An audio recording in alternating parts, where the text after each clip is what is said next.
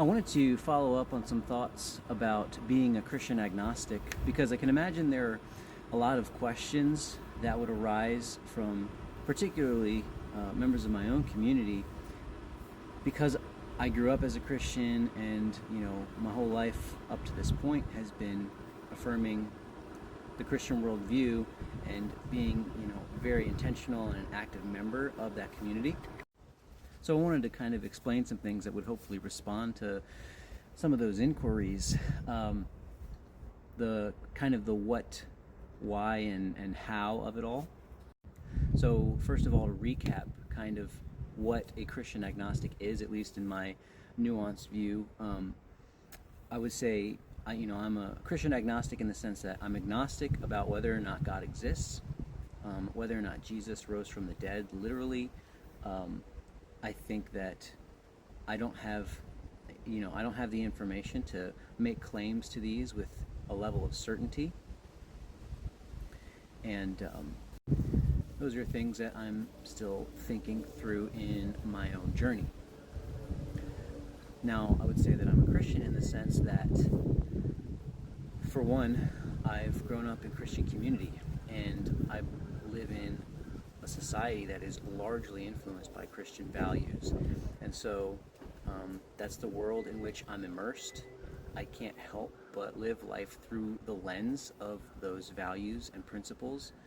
And so that's the only way that I really understand the world. So I don't think that I really exist apart from the whole concept of Christianity. But also, the definition of Christianity is somewhat ambiguous. The closest thing that we have is where it says in the Bible that, you had this group of people who were called Christians because they were followers of Jesus of Nazareth, of Christ, and it was a sect called the Way. And so, basically somebody who claims to follow the way of Jesus of Nazareth essentially is a Christian, and that's the broadest sense of it. And so there's this idea that the definition of Christianity isn't really a set of propositional beliefs. It's not a set of statements about what we think is true or what's not true. It's really more of a way of living in response to this whole thing that started as the way of Jesus of Nazareth. And so I would say that I still live within that set of principles and values in not just my own life, but my society. Now the question, of course, might be, well, why is it that, after having lived my life over 30 years, 34 years up to this point, within this Christian community, within the Christian worldview, and delving into it, investigating it so deeply, why is it that I would say that I'm not sure if it's all true at this point? I've gone through seminary. I've been an active member of my religious community and faith for my whole life. And what I would say is there are always, just things that felt like maybe they didn't entirely make sense, or, maybe they weren't totally convincing, kind of in the back of my mind. But I guess it always felt like, well, if these arguments for why this is true are so convincing to everybody else, then I guess maybe it's just me, right? But then, I became more exposed to a variety of different voices and experiences, and started to hear from others who felt these questions were valid, and that, they also agreed that certain arguments or ideas about the truth of Christianity weren't entirely convincing for one reason or another. And as far as the evidence is concerned, it's essentially, it boils down to 50-50 on things like, does God exist? Did Jesus rise from the dead? There's evidence for and against. For every argument, there's a counter argument. So some people say, take the Pascalian wager type approach and say, well, you have more to lose if you don't believe it, and it is true, so you may as well just believe it just in case. And the unfortunate reality is that we can't make ourselves believe something. We can't control what we believe. And so in my case, what I've gotten to up to this point in my journey in life is I've just become more intellectually honest with myself about what I can believe and what is true and what might not be true. Now, of course, there's lots of claims to evidence and experiences of God. And the thing is, I fear that the possibility, it's possible that people just make up things in their mind for the sake of coping with reality.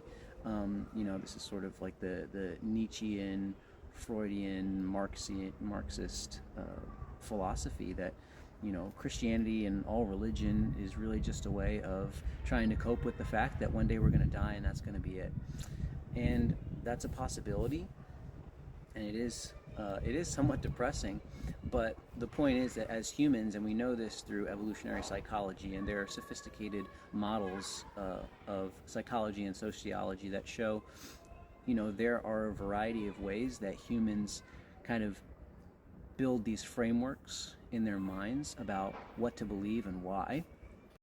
And so part of my fear is that, all these ideas about God existing and, how this is an answer to all of the questions in our lives, part of my fear is that, this is just something that it's a grand kind of scheme that we've made up just to give ourselves some answer to all of the questions that we have. And maybe, ultimately, there is no answer, and it's just kind of a kind of a depressing end to it all. Now, all that to say, I do wish, or I should say, I hope that it's all true, at least in terms of Christian faith, the worldview of Christianity. I hope that it's true. I want it to be true, and if it's not, I would wish that it were true. So there are things that I'm still trying to discover for myself. There are things that are still part of the conversation for me. One of the things is, there are a lot of people that claim to have experienced God in some way, so therefore God must be real. Like, people experience miracles all the time, etc. And what I would say for me is, I don't know that I've ever experienced any sort of supernatural or miraculous thing. Some people that know me would say I have experienced those things.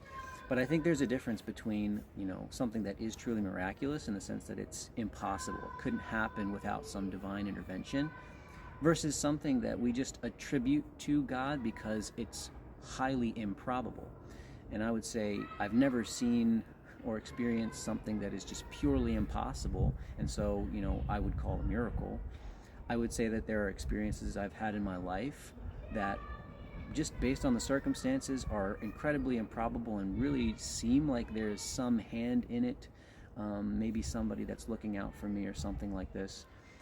But at the end of the day, I know that something that humans do a lot is they find patterns in things to try to understand them, and we kind of, in a lot of ways, we create patterns that really aren't there just to kind of cope with our reality and get along in our world.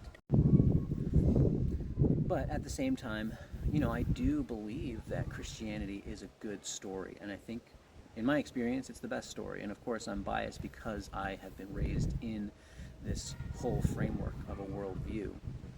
I don't think that negates any truth of other religions. If I'm being honest, I think if God does exist, there is some sort of supernatural, metaphysical world. I think that it's probably more likely that it's something like Baha'i says, that all religions are some iteration of God's work in the world.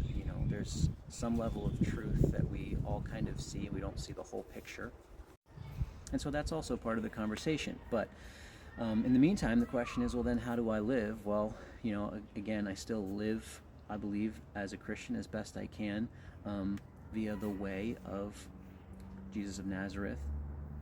And honestly, I think largely in terms of Ecclesiastes. The author of Ecclesiastes talks about, the futility of life. And I feel that often. However, as I continue to seek truth and try to come to understand, what is really true, I have to find in the meantime, find this balance of living in light of the possibility of an eternal existence, but also, appreciating and enjoying what we have here and now.